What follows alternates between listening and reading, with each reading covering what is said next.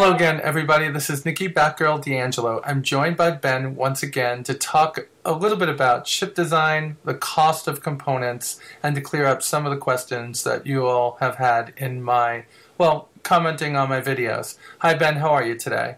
Hey, not too bad. How are you? Great. So are you feeling a little bit blue because you didn't get to go to Australia? Well, I didn't get to go to Australia, but I got to live on Australia time for a few days, so I'm feeling a little bit of sleep at this moment. I can imagine. I took the weekend off because it was my roommate actually became a citizen, so we celebrated for a day or two, and Halloween, and then kids and stuff like that. So congratulations to your roommate. Yeah, thank you. So a lot happened this past weekend. We got a whole bunch of stuff from you guys, and one of the key things that we got was version 9.2 or 0.9.2 of Arena Commander, and I have to say, 0.9.2, yeah, you guys did an amazing job with that one, and it's fun once again for me who owns a joystick. Thank you so much to everyone. Well, thank you. Exactly what we were going for. We've been watching the forum threads, and it's one of those things where we wish we could go out and tell people, hey, we've got this, we got this, we got that. It was one of we had to show it. So okay, we're really happy with the response. Well, good, because we are very happy on our end too.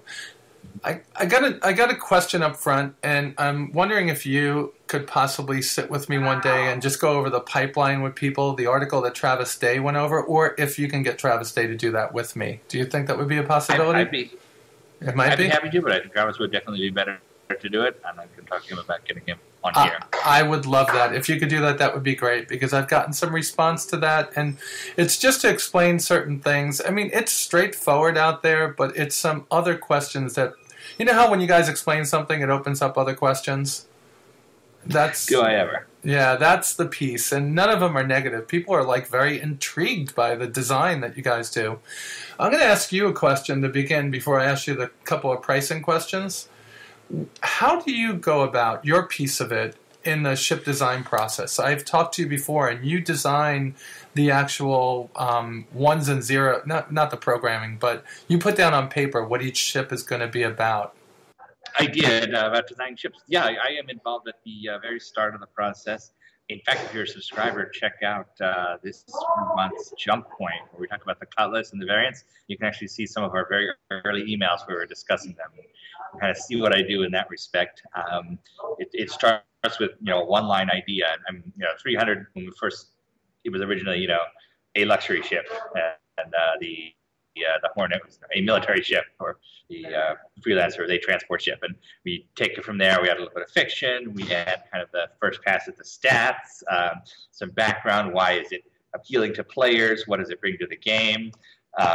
We kind of generate a dossier that goes not just to out to the community, because we share this whole process with you guys, but it also goes to our concept artists, and they say, okay, well, you promised this ship with a certain bay, it launches a drone, it's 30 meters long, and so on, and they build from there.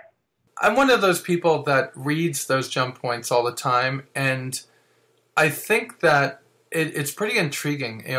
I get very, deep into reading each one of those statements that Chris and the rest of the team makes in the design of the ship. Is that still going on, or is it more verbal communication now that most of the pipeline is right there in Santa Monica? Oh, no, it definitely still goes on. When we say the ship pipeline is in Santa Monica, this is kind of where we organize everything, but we actually have artists and developer designers at all of the studios and some of the outsources. For instance, the 890 was built stem to stern at Behavior. So we all get together to, for instance, when we review stats, we call in Rob Irving, lead designer in Austin, David Ladyman, Dave Haddock for the fiction. Okay. It's still a multi-time zone process to get a ship right. Is CG Bot still a big part of the design process? No, their contract has been completed. They're not involved. Okay, so it is internal now. It is, yeah. I believe the only outsourced studio currently building ships outright is Behavior. And they did a great job. Well, they did a great concept job on it so far. Yeah, they're practically part of the family at this point. They do a great work with everything. Awesome.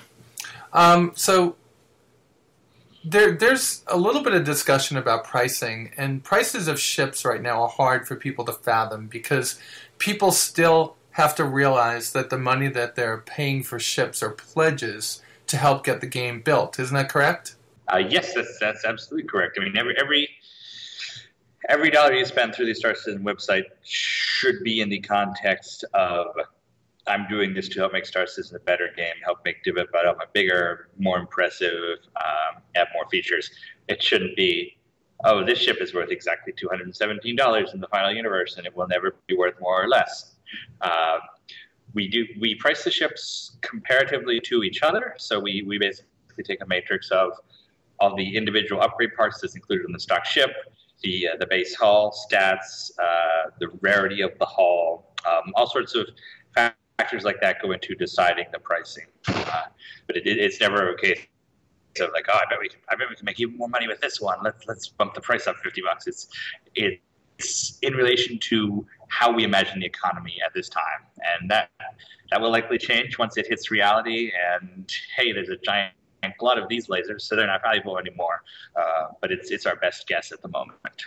Well, one of the statements made on one of my videos was if you look at the Andromeda, is it $250 and $275 for the package? I think it's something around there. My memory is that the packages are $15 more. Okay. So you're looking at it. It comes with a whole other ship with the P-51 Merlin, right? So they're trying to work things out in their head. But from what I look at, you're working with a size 4 shield on a Constellation, a size 6 on the Redeemer, which is identical to the Phoenix, which is $400. Plus you have 2 of the manned turrets, just like the Constellation. But you have other pieces inside of there, like a much thicker hull armor. Isn't that correct? Absolutely. In fact, when we sat down to look at this, the way Chris described it was as the fighting Constellation, because it's basically the ship in the same class, but all of its components are oriented towards combat, fighting, boarding operations, that sort of thing, which is where a lot of that comes from. There are a lot of stats you don't see. Armor is certainly one of them. Lot of stats you don't see. Cooling systems, is that another thing? Cooling systems, you'll see them when we have like a cooling enhancer. You'll see it in the stat matrix occasionally. Okay. But cooling overall is a value. There's a value for stealth overall. Okay. Armor, stealth, cooling, maneuverability. I mean, a lot of people, they say, oh, this is a TR7. That makes it 7 maneuverability. It doesn't quite work like that. Yeah. In actual practice, it's a lot more complex than that. We take all that into account. There's also the build quality of the individual components. Every size 4 shield is not the same. There are the cheap Space Walmart shields, and then there are the, handmade by ancient monks shield generators that are harder to get and harder to take damage to. If you had to pick like a car brand to put the Redeemer into, would it be in the BMW class, the Cadillac class, or like something like a Ford built tough truck? I have trouble associating the Redeemer with a car. I mean, we do that a lot with our ships. 300 is a BMW. The Aurora is a Ford. Yeah. I mean, the Redeemer is such a purely fighting ship that, I mean, it has to be, a Hummer or a Jeep or something, or, I mean, even a couple units up, some kind of light tank. Yeah. Now, you remember how I said I was going to throw some questions in there. Please bat these back at me if you don't want to answer them. Sure thing. Okay. A couple of people are asking, like, I was one of those people that loved the interior of the Redeemer but loved the exterior of one of the other ships. Is there a possibility that we might see some, one, or none of the other contestants' ships in the game at some point? It is certainly still a possibility, especially the runner-up. But I mean, there's a couple of runners-up we really like. It's a money enough and time sort of an issue right now. Right. But we would love to see them. In fact, we've hired a couple of people from the contest at this point. That's why they're asking, are their ships going to come in? Well, let's have to see for some of those. One thing we've noticed, there has not been a strong call for them lately. So if you want that to happen, get out there, do some campaigning on the forums. Let us know that you really want to see a particular TNGS ship I mean, I've talked to Chris about this. I know he wants to do them. He just doesn't know if the demand is worth the effort. So it's tough. If you could pick one out of all of them, that might be something for people to do. Like take the top 3 and say we'll make one. You know what? You know the 1 through 4. You have one, so you take 2, 3, and 4. Get a poll and make the top one of those on the thread. And there are so many different people. I can't believe how polarized people were about the ships, whether it be the Redeemer, the Boomslang, the 3 Dingo ship, or even, I forget, was the Boomslang the Shard Collective ship, or was that something different? I can't remember. It was so long ago at this point.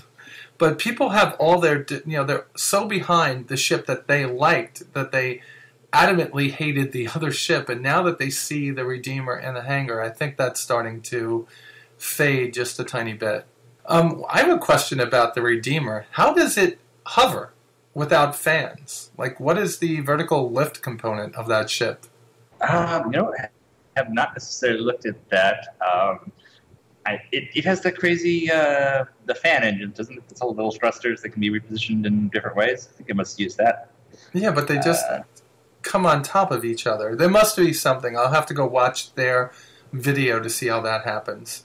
Do you see it in the landing of the live stream? Yeah, but I didn't see where the thrust was coming out of. It wasn't like there wasn't a glow. It seemed to be coming out of the nutcracker, which was pretty cool. Hey, I'm happy with the ship. I think it's a amazing job that backers did that. You guys finished it off with them and got it into the game so soon. If you think about it, they started on that ship sometime, in April? Let's see. January, February, March, yeah. And we're about at the year announcement of the show, so yeah. Yeah, they started, and it's already in there. Meanwhile, and I know that the pipeline, now that it's all together in one place and things are streamlined, we're probably going to be our heads are going to be spinning from how fast you guys get ships out compared to before. Not saying that they're going to come out at a rapid pace, but they're going to be coming out much faster than they have. That's correct, right? Definitely. Yeah, so, I mean, it's amazing how quickly that ship got done and that we get to sit in it now and take a look at it. What's the expectation over the next 2 months for ships to be released into Arena Commander? Could we expect to see 2, 3, 4, 5 more ships in Arena Commander? Let's see what's coming up from Arena Commander. Mustang and Aurora models, right? Well, I think probably the next one you see is the 315 if all things go according to plans. But basically, in the next 2 months, you should see almost all of our single-seater ships and variants in Arena Commander. The Auroras, the Avengers, the Mustangs. Probably not the Drake Herald. That's going to be further off. Right. But Car 2? Possibly. It's on the borderline right now. That thing is going to be wild to see it flying. Same with the Cutlass. I think we might expect to see that a little bit sooner than the Car 2. Okay. Basically treated as a single-seater ship for a while, just to let Cutlass pilots try them out. All right. Well, I think that's going to be enough. I want to get you back on later this week again as I call off the winner of the Drive to 1500 contest, and then I'll announce what the prize is for the Drive to 2K contest at that point. You think, are you busy this week? It looks like you guys are, by the way, before I ask that question. But would you have time Thursday or Friday after 4 p.m.? Absolutely. Let's try Thursday first. Okay. Friday after 4 p.m. I might want to go home. All right, gotcha. I understand after all the hours you put in. Ben, thank you for joining me. I appreciate you doing these short, impromptu interviews with me.